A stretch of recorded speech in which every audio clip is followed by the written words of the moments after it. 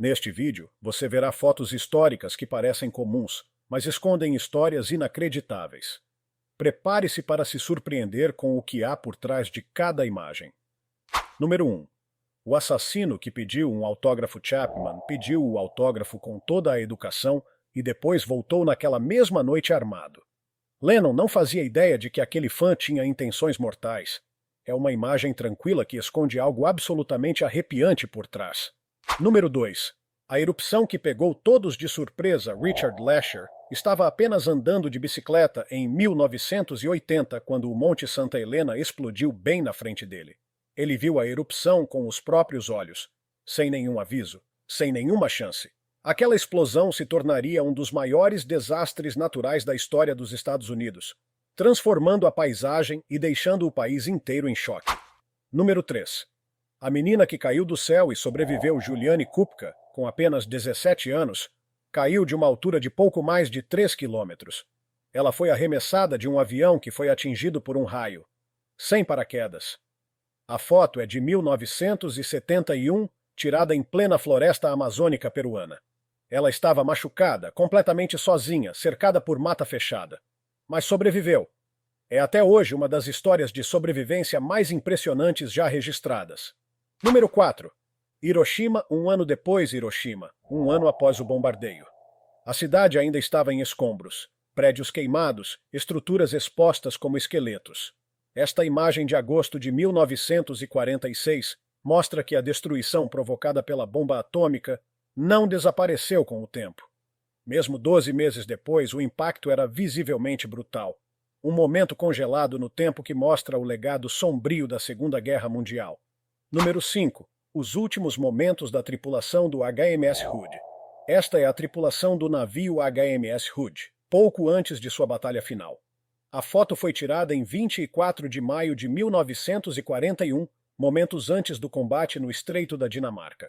Logo depois, o navio foi atingido por projéteis inimigos e explodiu no meio do combate. O Hood afundou rapidamente. Apenas 3 tripulantes sobreviveram. Esta imagem captura seus últimos momentos de tranquilidade antes da tragédia. Número 6. O vigia do iceberg do Titanic. O homem que viu o iceberg do Titanic pela primeira vez foi Frederick Fleet. Ele tinha apenas 24 anos e era o vigia do navio naquela noite fatídica. Esta foto foi tirada em 1912, logo após o desastre. Fleet chegou a soar o alarme, mas já era tarde demais. Ele sobreviveu ao naufrágio, mas carregou esse momento traumático consigo pelo resto da vida. Número 7. A espiã que virou lenda Nancy Wake foi uma das agentes secretas mais audaciosas da Segunda Guerra Mundial. Ganhou o apelido de Rato Branco, porque ninguém conseguia pegá-la. Ela escapou de nazistas, liderou ataques e sabotou linhas de suprimento. Em 1945, estava nas listas de mais procurados da Europa. Uma verdadeira lenda. E nunca recuou diante de nada. Número 8. A foto censurada de Mussolini. Em 1941, Benito Mussolini visitou um soldado ferido durante a Segunda Guerra Mundial. A imagem acabou censurada porque o rosto do soldado mostrava puro terror, algo bem distante da imagem heróica que os líderes fascistas tentavam construir. Essa foto virou um símbolo do que o regime não queria que o mundo visse. O medo real por trás da propaganda. Número 9. Truman antes da presidência, Capitão Harry S. Truman, antes de se tornar presidente. Aqui ele aparece em 1918 com a bateria D da 129ª Artilharia de Campanha. Estavam estacionados perto de Verdun, na França, durante a Primeira Guerra Mundial. Antes da política, Truman estava na lama junto com os soldados, vivendo o dia a dia das trincheiras. Número 10. Cozinha de campanha húngara. Soldados húngaros preparando comida no campo em 1938. Essa cozinha improvisada mantinha o exército alimentado em tempos de crescente tensão na Europa. Uma refeição quente podia parecer simples, mas era crucial para manter os soldados firmes. Sobrevivência e moral, lado a lado. Número 11. Casamento no meio dos escombros. Essa noiva saiu de uma casa destruída para se casar. Era 4 de novembro de 1940 e Londres estava sendo bombardeada quase todas as noites. Os ataques aéreos já haviam destruído milhares de lares. Mesmo assim, a vida não parava. Ela atravessou os escombros de vestido branco, escolhendo esperança em vez de medo. Essa foto representa muito mais que um casamento. Mostra resiliência, coragem e o desejo de continuar, mesmo em tempos sombrios. Número 12. A Rainha Elizabeth em visita à base aérea Rainha Elizabeth, examinando a tripulação de um bombardeiro em 1944. Ela está de pé em frente a um Avro Lancaster, o famoso bombardeiro pesado da Força Aérea Real. A visita foi feita na base de RAF Warboys, em Cambridge, no meio da Segunda Guerra Mundial. A rainha não ficou só nas varandas. Foi ao campo, falou com as equipes de voo e manutenção, mostrando apoio real direto à linha de frente. Número 13. Amor nas alturas com Dick Bong Major Dick Bong e sua esposa Marge, sentados na cabine de seu caça P-38 Lightning. O avião levava o nome dela pintado no nariz. Bong não era um piloto qualquer. Foi o maior as da aviação dos Estados Unidos durante a Segunda Guerra Mundial, abatendo mais aviões inimigos do que qualquer outro. O avião era mais do que uma arma. Era uma declaração de amor a 400 km por hora. Número 14. O Memorial dos Fuzileiros começa no gesso. Por volta de 1954, o escultor Félix de Weldon modelava em gesso o futuro Memorial dos Fuzileiros Navais. Reconhece a pose. Ela é baseada na famosa foto da elevação da bandeira em Iwo Jima, durante a Segunda Guerra Mundial. Esse modelo de gesso se tornaria mais tarde a enorme estátua de bronze na Virgínia. Não era apenas arte, era um tributo minucioso. De Weldon passou anos aperfeiçoando cada detalhe. Número 15. A mulher do barril nas cataratas Annie Edson Taylor e seu gato posando com o barril. Em 1901, ela desceu as cataratas do Niágara dentro dele e sobreviveu. Foi a primeira pessoa a fazer isso e viver para contar a história. E levou o gato junto. O gato também sobreviveu. Uma mulher ousada e um gato valente, sem dúvida. Número 16. Vestido de dinheiro na Alemanha. Em 1923, o dinheiro na Alemanha perdeu tanto valor que virou pano. Literalmente.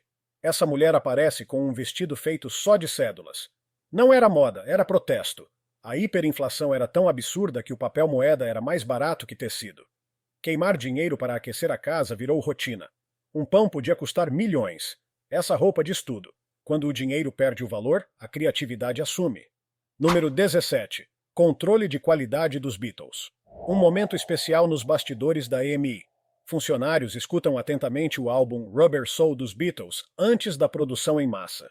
Isso aconteceu por volta de 1965. Eles não estavam apenas curtindo, estavam garantindo que cada nota estivesse perfeita. Sem pulos, sem falhas. Apenas vinil puro, pronto para conquistar o mundo. Número 18. Família compra TV em cores nos anos 60. Uma cena clássica de 1968. Uma família se preparando para comprar uma televisão em cores. Eles estão numa loja G.C. Murphy, prontos para levar o aparelho para casa. A TV colorida era o grande avanço tecnológico da época. Chega de preto e branco. Agora as famílias podiam assistir a notícias, esportes e desenhos animados de sábado em cores vivas. Isso era o auge do entretenimento doméstico naquela década. Número 19. Caminhão de sorvete em 1921, simples, porém genial. Um caminhão de sorvete dos anos 20 com o slogan: "Coma um prato de sorvete todo dia". Em 1921, esses caminhões percorriam as ruas das cidades levando delícias geladas. Nada de freezers modernos, só charme antigo e uma motivação cremosa. Quem resiste? Número 20. Arnold Schwarzenegger na aula de balé. Em 1976, Arnold Schwarzenegger treinava balé. Isso mesmo, para melhorar equilíbrio, postura e controle durante as competições de fisiculturismo. Ele treinava pesado, mas sabia que uma apresentação perfeita exigia mais do que músculos. Por isso entrou no estúdio de balé. Não era para dançar, era para entender o próprio corpo. Arnold dizia que isso dava vantagem sobre os concorrentes. E funcionava. Número 21. Abby Stockton, a rainha de Muscle Beach, Abby Pudgy. Stockton levanta mais de 60 quilos como se fosse nada. Ela está fazendo um split snatch na Muscle Beach, na Califórnia, nos anos 40. Naquela época, mulheres levantando peso era raridade e ainda sofriam preconceito. Mas Abby não ligava. Com força e elegância, ela encantava o público e dominava a cena. Virou ícone, inspirou gerações e ganhou o apelido de Rainha da Muscle Beach. Número 22. Arnold, o campeão e futuro astro de cinema. Nos anos 70, Arnold Schwarzenegger reinava absoluto no fisiculturismo. Vencia competições e levava para casa vários títulos de Mister Olímpia. Seu tamanho, foco e carisma o tornaram um favorito do público rapidamente. Mas ele não queria parar nos músculos. Logo começou a chamar atenção em Hollywood com sua presença marcante. Aquela mistura perfeita de força e charme abriu um novo caminho, dos palcos para as telonas. Número 23. O soldado que virou Mr. T muito antes dos colares dourados e das frases de efeito na TV, Mr. T servia nas Forças Armadas dos Estados Unidos. Isso foi em 1975. Ele se destacava pela força bruta, disciplina afiada e ética de trabalho sólida. A vida militar moldou a personalidade forte que todos conhecem. Aquele jeito direto começou no quartel. Seja limpando alojamento ou levantando pesos, ele sempre dava tudo de si. O exército não só fortaleceu seu corpo, fortaleceu seu caráter. Número 24. Harrison Ford, carpinteiro dos anos 70. Antes de pilotar naves espaciais ou usar chicotes no cinema, Harrison Ford tinha empregos comuns nos anos 70. Trabalhou como carpinteiro, roadie e assistente de palco. Papéis em filmes eram raros e as contas precisavam ser pagas. Mas ele continuava tentando, indo a audições entre um serviço e outro. Até que veio a grande virada, e os papéis que mudaram sua vida para sempre. Número 25. Bob Fischer jogando xadrez no metrô abril de 1962. Bob Fischer, já uma lenda em ascensão no xadrez, estuda jogadas num tabuleiro portátil, dentro de um vagão de metrô, sem luxo, sem plateia, apenas foco puro. Enquanto outros olhavam pela janela, Fischer mergulhava em finais complexos. Obsessivo? Simulation? Genial? Também. Ele não era apenas bom, era assustadoramente comprometido com o jogo. Número 26. Fry e Atkinson, antes da fama final dos anos 70. Stephen Fry e Rowan Atkinson estavam só começando. Dois ícones da comédia britânica passando o tempo juntos, muito antes da fama. Naquela época faziam apresentações pequenas, em bares e pubzinhos. Sem Mr. Bean, sem QI. Só talento bruto e esquetes esquisitas. Se conheceram nos círculos da Universidade de Oxford e se conectaram de imediato. Esses encontros moldaram o futuro da comédia britânica. Número 27. Frank Zappa com a mãe em Londres, 1975. Frank Zappa posa com sua mãe. Nada típico para um astro do rock. Mas Zappa nunca foi típico. Ele desafiava todas as regras da música. Misturava jazz, rock e música clássica como ninguém. Esse momento não foi só uma visita de família, foi um lembrete de que ele fazia tudo do seu próprio jeito. Um gênio excêntrico, mas original até o osso. Número 28. Doutor. Seuss desenhando Grinch. Em 1975, Dr. Seuss aparece rabiscando o Grinch. Naquela altura já era uma lenda dos livros infantis. Seus mundos malucos e rimas absurdas atravessavam gerações. Seuss não só escrevia histórias, ele criava universos inteiros com um lápis. Esta foto capta a mágica antes dela chegar às páginas. Não é só um rascunho, é cultura pop nascendo diante dos nossos olhos. Número 29. Quando Pelosi conheceu JFK 1960. Nancy Pelosi, com 20 anos, encontra John F. Kennedy, então com 43 e em plena campanha presidencial. Pelosi ainda estava começando sua trajetória na política e no ativismo comunitário. Esta foto mostra um futuro presidente ao lado de uma futura presidente da Câmara dos Deputados dos Estados Unidos. Um daqueles cliques raros em que a história cruza caminhos inesperados. Número 30. Caminhando entre ruínas na Inglaterra pós-guerra. Uma mulher e uma criança atravessam as ruas de Tyneside, Newcastle, em 1950. O pós-guerra ainda era visível por toda parte. Ruas silenciosas, prédios desgastados, mas a esperança começava a retornar. Esta imagem captura a calma depois da tempestade. Pessoas comuns em tempos extraordinários tentando seguir em frente com dignidade. Número 31. Luz solar soviética artificial. Nos anos 80, crianças soviéticas recebiam sessões de luz ultravioleta. Aqueles tubos brilhantes não eram ficção científica. Serviam para combater a deficiência de vitamina D durante os longos invernos escuros. O sol era raro, então os médicos soviéticos trouxeram o sol para dentro de casa. As crianças usavam óculos brancos e encaravam aquilo com naturalidade. Hoje pode parecer estranho, mas na época era tecnologia de ponta e parte da política pública de saúde. Número 32. Show de dança em Praia Artificial de Londres, 1947. Performers do Teatro Windmill correm pela Tower Beach, uma praia artificial com areia de verdade no coração da cidade. A praia foi criada para oferecer um refúgio para a população após os horrores da guerra. Essas dançarinas não estavam apenas fazendo um show. Elas representavam o glamour, a reconstrução e o espírito indomável da cidade. Número 33. O trenzinho no meio da loja de departamentos Filadélfia, anos 50. O Rocket Express passava zumbindo pelo 8º andar da loja de departamentos Wanamakers. Isso não era parque de diversão. Era parte da experiência de compras. As crianças adoravam. As famílias iam até lá só para deixar os filhos darem uma volta no trenzinho. Virou uma das maiores atrações durante o boom do consumo pós-guerra. Número 34. O nascimento do CD. Em março de 1979, o mundo conheceu o CD. A empresa Philips o apresentou na Holanda e mudou a forma como a música era armazenada. Parecia pequeno, mas era uma revolução.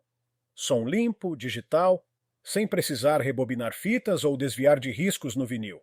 Um pequeno disco, um salto gigantesco para a tecnologia musical. Número 35. Os carros elétricos dos anos 70. Uma cena verde dos anos 70. Um carro elétrico da GM sendo recarregado ao lado do EBS Sundancer, também focado em eficiência energética. Ambos representavam uma corrida antecipada por transportes mais limpos e sustentáveis. A busca por soluções ecológicas já estava em andamento, muito antes do tema virar tendência global. Número 36. A Revolução Elétrica de Seattle. Em 1973, Seattle surpreendeu com o aumento de veículos elétricos. Modelos como o AMC Gremlin foram adaptados para rodar com baterias. Não era só experimento. As pessoas realmente usavam esses carros. Estações de carregamento surgiram pela cidade e os motoristas pagavam uma pequena taxa para abastecer. Não eram velozes, mas eram práticos. E silenciosos. Era um começo, simples, mas promissor, da Revolução Automotiva Verde. Número 37. Patinação em família no gelo dos anos 30. Nos anos 30, famílias enfrentavam o inverno com alegria e criatividade. Pais agasalhavam os filhos e todos iam juntos para patinar em lagos congelados. Não era só diversão. Era uma tradição cultural compartilhada. Riachos congelados viravam pontos de encontro. Mesmo os bebês participavam, acolhidos no colo dos pais deslizantes. Fotos como essas capturavam o calor humano em meio ao frio extremo. Número 38. Gato e Soldado. Um gesto de ternura 1952. Um sargento alimenta um gatinho com um conta-gotas. Um gesto simples de compaixão no meio da vida militar. Animais de estimação viravam mascotes em acampamentos e bases, trazendo conforto emocional aos soldados. Esse pequeno gesto revela algo maior. Humanidade, mesmo em meio ao caos. Mascotes se tornaram símbolos de esperança em tempos difíceis. Número 39. Lavando roupa durante a Grande Depressão, em maio de 1938, famílias realizavam tarefas domésticas nas comunidades rurais da Geórgia, nos Estados Unidos. Na colônia de Irwinville, parte de um programa do New Deal, mulheres lavavam roupas à mão, ao ar livre, enquanto os homens cuidavam dos campos e dos animais. As crianças ajudavam, transformando tudo em esforço coletivo. O projeto oferecia terras, suprimentos e treinamento para famílias que enfrentavam a miséria da Grande Depressão. A vida era dura, mas baseada em cooperação e resistência. Para muitos, essas colônias foram verdadeiras linhas de sobrevivência. Número 40. A construção de Brasília. Durante a década de 50, o Brasil começou a erguer sua nova capital no coração do país, Brasília. A cidade foi construída no Planalto Central, longe das cidades costeiras. A ideia era de Juscelino Kubitschek, com projeto arquitetônico de Oscar Niemeyer e urbanismo de Lúcio Costa. Estruturas de concreto com curvas ousadas definiram o estilo futurista da nova capital. Milhares de trabalhadores migraram para o centro do país para participar da obra. Em 1960, Brasília substituiu oficialmente o Rio de Janeiro como capital. A cidade se tornou símbolo de modernidade, unidade nacional e ruptura com o passado colonial. Número 41. A juventude vibrante do Irã nos anos 70. Na Universidade de Teherã, estudantes viviam um clima intenso de debate, criatividade e consciência política. Em 1971, o Irã passava por uma modernização acelerada sob o Shah Mohammad Reza Pahlavi. Reformas educacionais abriram espaço para avanços em ciência, literatura e artes. A universidade se tornou um centro de pensamento progressista. Homens e mulheres estudavam juntos em diversas áreas. Ideias globais se misturavam com a identidade iraniana. Movimentos estudantis começaram a pedir mais liberdade, justiça e participação democrática. Era o prenúncio de tempos turbulentos. Número 42. Caminhada de domingo em Chicago. Nos anos 40, crianças bem vestidas percorriam juntas as ruas de bairros tradicionais de Chicago rumo à igreja. Era domingo de manhã. Essas caminhadas não eram apenas rotineiras, criavam laços de amizade, confiança e valores em comum. A igreja, mais do que um espaço de fé, era o coração da comunidade. Famílias inteiras se reuniam toda semana para orar, cantar e se abraçar. As crianças aprendiam sobre respeito, disciplina e pertencimento através desses encontros sagrados. Número 43. Lennon e Yoko nas ruas de Cannes. Em 1971, John Lennon e Yoko Ono caminharam juntos pelas ruas de Cannes, na França. A cidade, famosa pelo festival de cinema, parecia tranquila sob os passos silenciosos dos dois artistas. De mãos dadas, eles misturavam fama com simplicidade em um passeio à beira-mar. Sem tapete vermelho, sem holofotes, só calçadas de pedra, céu sereno e olhares curiosos ao redor. Lennon de óculos escuros, Yoko de branco, ícones vivendo um momento de paz longe do caos da fama. Número 44. O show surpresa dos Beatles no telhado. Em 1969, os Beatles subiram no telhado da sede da Apple Corps, em Londres, para um show inesperado. Pedestres e trabalhadores de escritórios pararam para olhar para cima. Apesar do frio e do vento, a banda tocou com energia. John usava um casaco de pele. Paul marcava o ritmo com o pé. George concentrado, firme. Ringo sorria atrás da bateria. O som se espalhava pelas ruas e multidões se formaram. Uma apresentação histórica que encerrou uma era da música.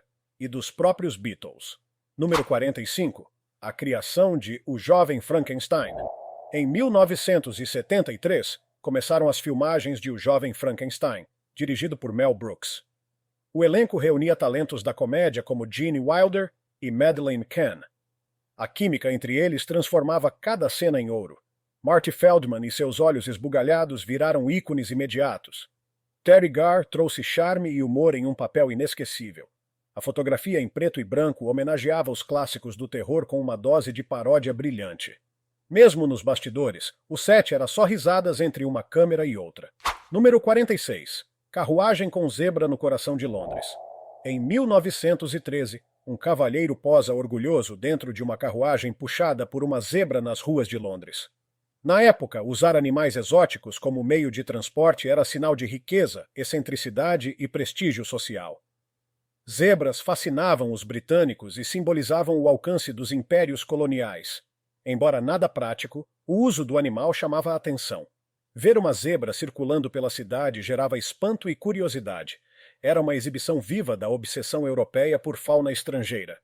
Número 47. A cabana de Churchill para suas filhas.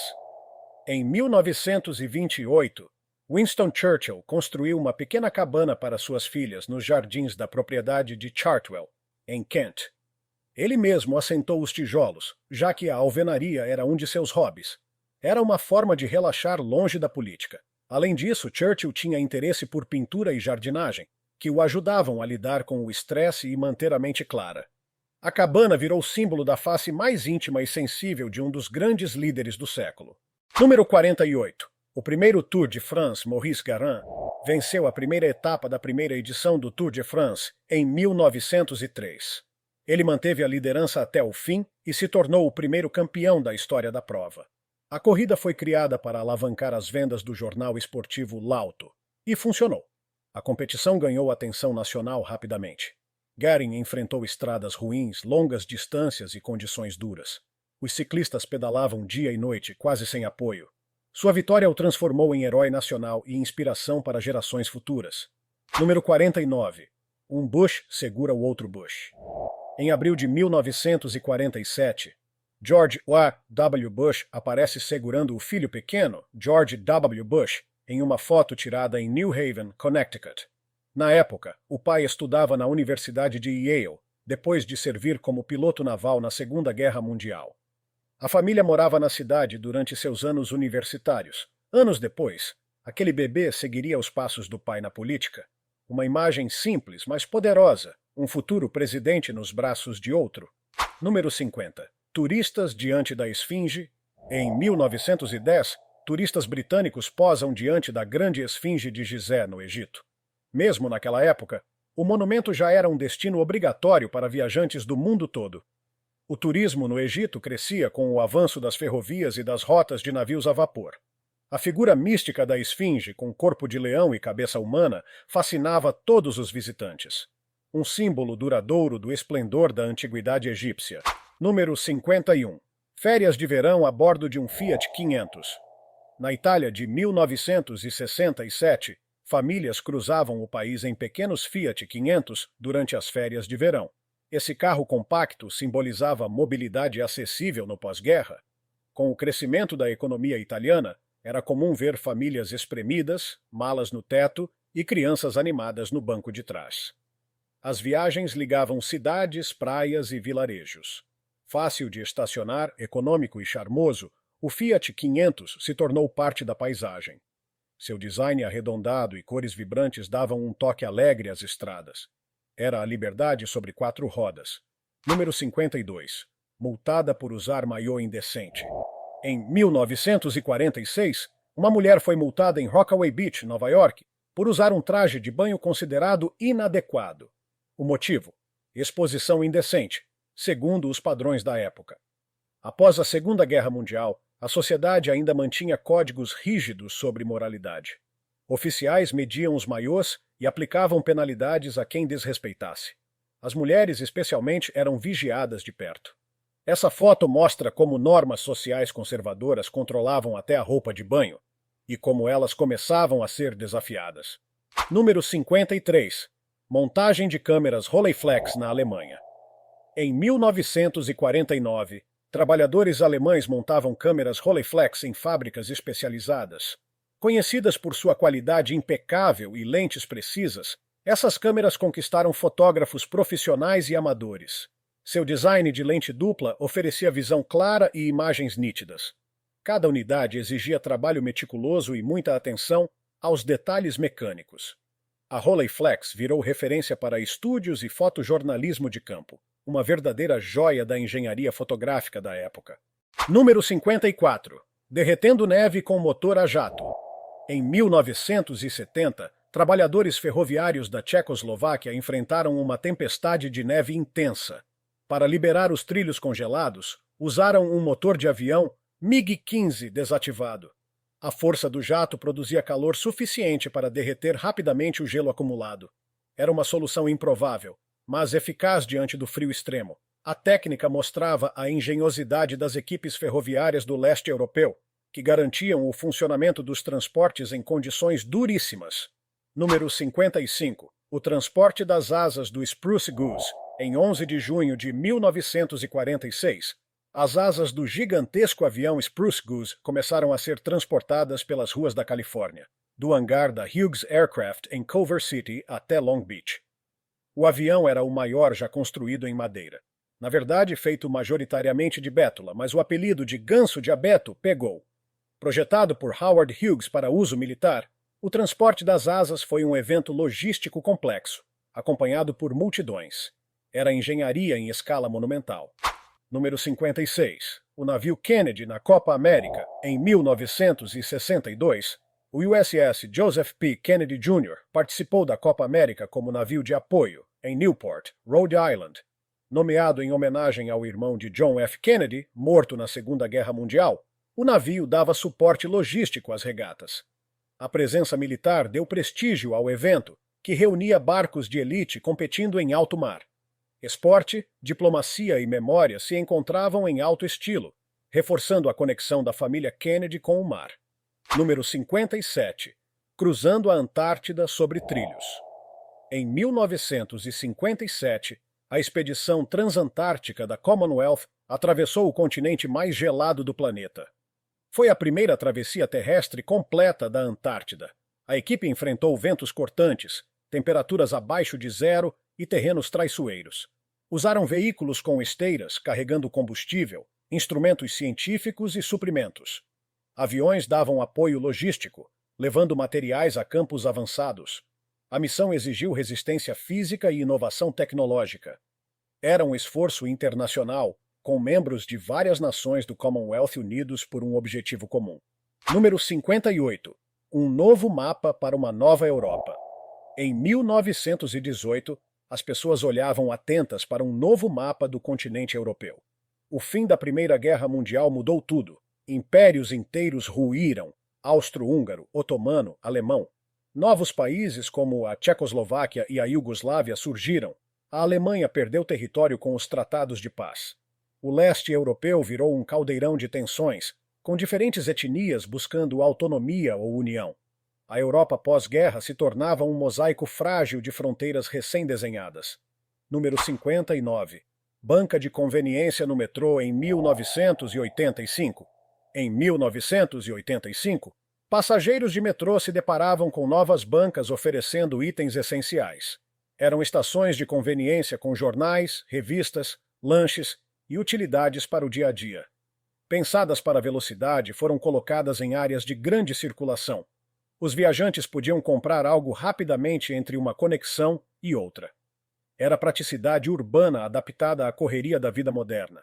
Se tiver gostado do vídeo, deixe seu like e inscreva-se em nosso canal para acompanhar todas as novidades. Continue por aqui e assista a mais vídeos clicando em um desses vídeos que estão aparecendo na sua tela. Cuidem-se, amigos!